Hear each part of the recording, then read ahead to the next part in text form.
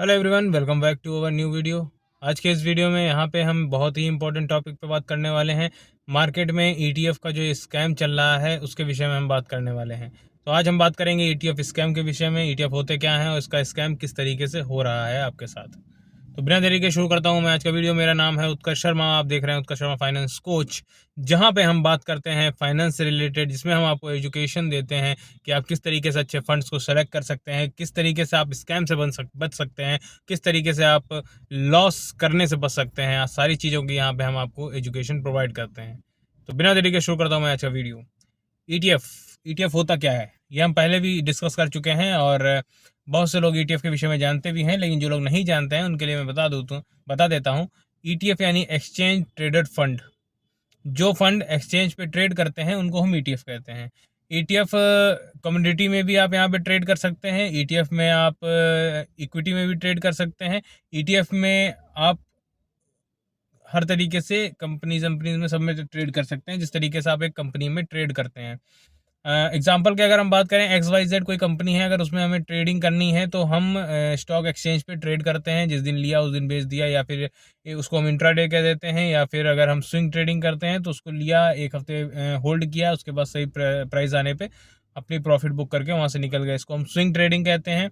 और जो हम लॉन्ग टर्म होल्ड करते हैं वो हो जाती है हमारा इन्वेस्टमेंट। भी तरीके के ट्रेडिंग इसमें आते हैं, जो मैं आपके साथ जब ट्रेडिंग डिस्कस करूंगा तो मैं बताऊंगा। अब यहीं पे हम सेम चीज़ आप ईटीएफ में भी कर सकते हैं।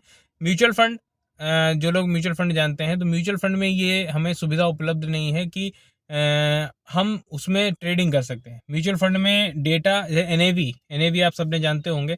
एनएवी यानी नेट एसेट वैल्यू। जो म्यूचुअल फंड में एनएवी डिसाइड होती है वो आज की डेट के मुताबिक आपकी एनएवी डिसाइड होगी। अगर एग्जाम्पल तौर पर समझें, मान लेते हैं कि आपने किसी फंड में 3 बजे के बाद आपने इन्वेस्टमेंट स्टार्ट करी, एसआईपी स्टार्ट करी।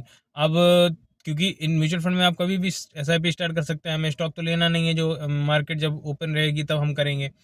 तो हमने मान लिया कि म्यूचुअल फंड में हमने 3 बजे के बाद अपनी एसआईपी स्टार्ट करी, तो उस दिन जो 3 बजे जिस मार्केट जिस पॉइंट पे क्लोज हुई थी, फिर वो जो है, चाहे लो में क्लोज हुई हो या फिर हाई में क्लोज हुई हो, आपको एनएवी उसी दिन के मुताबिक डिसाइड की जाएगी। मतलब अगर हम बात कर लें कि अगर हम आज की बात करें, आज मैंने 3 बजे के बाद एसआईपी स्टार्ट करी म्यूचुअल फंड में, तो जो एनएवी है वो मुझे जो 3 बजे मार्केट अगर लो में क्लोज हुई है तो आज के हिसाब से डिसाइड की जाएगी, और अगर हाई में क्लोज हुई है तो भी आज के हिसाब से ही डिसाइड की जाएगी।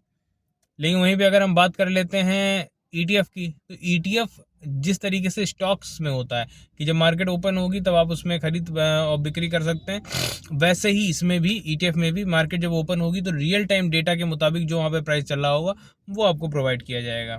आई होप आपको क्लियर हो गया होगा ईटीएफ क्या होते हैं और किस तरीके से ये वर्क कर। आगे बढ़ते हैं, ईटीएफ में स्कैम क्या हो रहा है।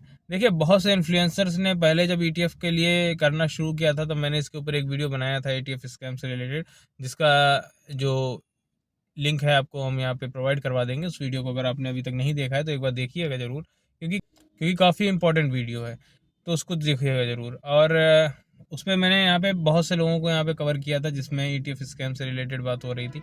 अब एक इसको हम स्कैम भी कह सकते हैं, क्योंकि अगर आपको नॉलेज नहीं है तो आपके लिए हर एक चीज़ स्कैम है, अगर आपके पास नॉलेज नहीं है। और ईटीएफ से रिलेटेड यहाँ पे नॉलेज बहुत कम है। लोग ये जानते हैं ईटीएफ क्या है, इनसे हम इन्वेस्टमेंट कर सकते हैं, हमारे पास एक इन्वेस्टमेंट की अपॉर्चुनिटी है, बट ये नहीं जानते हैं कि ईटीएफ रियलिटी है क्या, हमें किस तरीके से अच्छा ईटीएफ चूज़ करना है। तो इसमें कोई आपके साथ स्कैम नहीं कर रहा है, आप खुद अपने साथ स्कैम कर रहे हैं।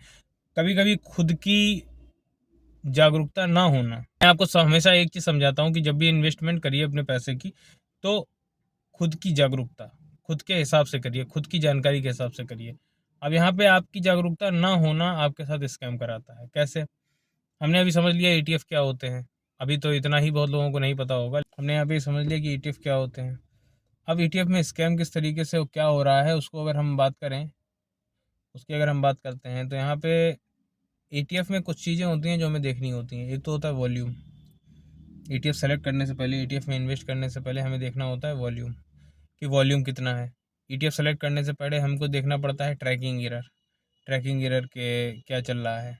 ईटीएफ सेलेक्ट करने से पहले हमें देखना पड़ता है कि कितने पुराना ईटीएफ है। चीज़ें हमें देखनी पड़ती हैं। लेकिन लोग ये जानते ही नहीं हैं, तो वो देखेंगे कैसे? अगर आपने नाम सुना है तो आप सही गलत नहीं जानते हैं कि कितनी वॉल्यूम हमारे लिए पॉजिटिव साइन है, कितना ट्रैकिंग एरर हमें देखना चाहिए, ये सब चीज़ें नहीं जानते हैं लोग। तो हम उसको समझेंगे, और यही स्कैम आपके साथ आप खुद करते हैं। सबसे पहले हम बात कर लेते हैं वॉल्यूम की। वॉल्यूम क्या होता है? वॉल्यूम जो यहाँ पे रेगुलर जो ट्रेड हो रहा है वो कितने वॉल्यूम में हो रहा है। अगर हम बात करें कि अगर 10 लाख से ऊपर की वॉल्यूम है या 10 लाख तक भी वॉल्यूम है, तो वो ETF आपके लिए सेफ़ है। वॉल्यूम देखना क्यों चाहिए? वॉल्यूम वॉल्यूम देखना इसलिए चाहिए क्योंकि जब आप इन्वेस्टमेंट करते हैं, अगर उसमें वॉल्यूम कम रहेगी, तो जब आप बेचने जाएंगे तो वहाँ पे आपको ख़रीदार नहीं मिलेगा, और आपको अपना ही जो ETF है वो कम पैसे में बेचना पड़ जाएगा। आपने 10 रुपये में ख़रीदा, आपको ख़रीदार नहीं मिला, आपने 8 रुपये में बेचा, तो 2 रुपये का नुकसान वहाँ पे आपको सीधे सीधे हो जाता है। वहीं पे अगर वॉल्यूम अच्छी होगी, ख़रीदार अच्छे होंगे, तो वहाँ पे आप उसको 10 रुपये का ख़रीद के 12 रुपये में बेच सकते हैं। तो इससे आपको एक प्रॉफिट 2 रुपये का यहाँ पे मिलेगा। तो ये हो गया वॉल्यूम का खेल। अगला हमारे पास ऑप्शन, अगला हमें देखना रहता है, वो होता है ट्रैकिंग एरर। ट्रैकिंग एरर क्या बताता है? ट्रैकिंग एरर हमें बहुत इंपॉर्टेंट चीज़ दिखा रहा है। ट्रैकिंग एरर ये दिखा रहा है कि अगर हम सब जानते हैं कि ETF किसको फॉलो कर रहे हैं, इंडेक्स को फॉलो कर रहा है। एग्जांपल के तौर पे निफ्टी 50 के ETF की अगर हम बात करें, तो ये निफ्टी 50 को फॉलो करते हैं। तो ETF जो इंडेक्स फंड होते हैं वो अलग हैं, ये वो भी इंडेक्स को फॉलो कर रहे हैं, लेकिन हर ETF यहाँ पे इंडेक्स को फॉलो कर रहा है। गोल्ड ETF की बात करते हैं तो वो जो डोमेस्टिक प्राइस इंडिया में चल रहा है गोल्ड का, ये उसको फॉलो करके आपको यहाँ पे कर रहा है। फॉलो मतलब जो आप इसको ट्रैक करता है जो भी चीज़, वहाँ पे जितना कम ट्रैकिंग एरर होगा उतना आपके लिए पॉजिटिव साइन है। मान लेते हैं 5 ट्रैकिंग एरर एक किसी फंड ETF का है, किसी का 2 ट्रैकिंग एरर है, तो हमारे पास जो 2 ट्रैकिंग एरर वाला जो फंड ETF है, वो मेरे लिए पॉजिटिव है। क्यों? क्योंकि उसने गलती कम करी है किसी इंडेक्स को फॉलो करने के लिए। तो जितना अच्छा इंडेक्स फॉलो करेंगे, जितना अच्छा इंडेक्स रिटर्न देगा, उतना अच्छा ETF आपका रिटर्न देगा। तो ETF जितना अच्छा इंडेक्स को फॉलो करेगा, जितने कम गलतियां करेगा उसको ट्रैक करने के लिए, उतना अच्छा रिटर्न आपको ETF में मिलने वाला है। तो ट्रैकिंग एरर जितना कम होगा उतना आपके लिए अच्छा होगा। आई होप आपको ट्रैकिंग एरर क्लियर हो गया होगा। बहुत से लोगों का सवाल था ट्रैकिंग एरर को आप एक बार एक्सप्लेन कर दीजिए। तो आई होप ट्रैकिंग एरर आपको क्लियर हो गया होगा। कोई क्वेश्चन रहता है आप पूछ सकते हैं। तीसरा ऑप्शन था हमारे पास कि कितना पुराना फंड है, कितना पुराना ETF है। तो यहाँ पे ETF जितना ज़्यादा पुराना रहेगा, ऐसा मैं नहीं कह रहा कि पुराना है वॉल्यूम कम है तो भी अच्छा है। पुराना रहता है तो वॉल्यूम और ट्रैकिंग एरर या डेटा हमारे पास एक पर्याप्त होता है उसको चेक करने के लिए।